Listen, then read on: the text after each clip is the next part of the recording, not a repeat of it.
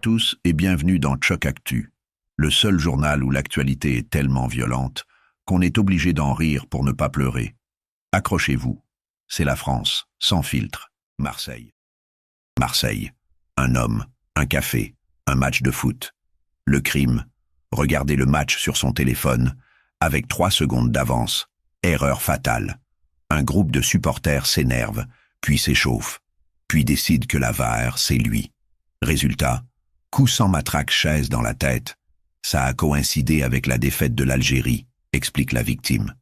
Ah oui, donc quand l'équipe perd, le café devient une cage MMA. Choc, en 2026 à Marseille, spoiler un match, vive tentative d'homicide. Après le sport, passons à un endroit censé être sécurisé, la prison. Enfin, en théorie.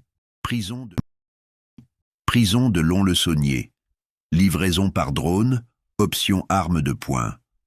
Dans le Jura, des surveillants découvrent dans la cour un colis avec une arme, des munitions et un téléphone, le tout livré par drone. Amazon Prime n'a qu'à bien se tenir. Un syndicaliste déclare « On est à l'aube d'un drame ». Oui, ou à l'aube d'un escape game grandeur nature. Problème, si les détenus avaient récupéré ce colis, on ne parlait plus d'insécurité, mais de prise d'otages en HD. De la prison, passons à un lieu encore plus dangereux, la famille. Famille, mariage forcé ou kidnapping familial. Les deux, apparemment. Une jeune femme de 21 ans est enlevée sur un parking.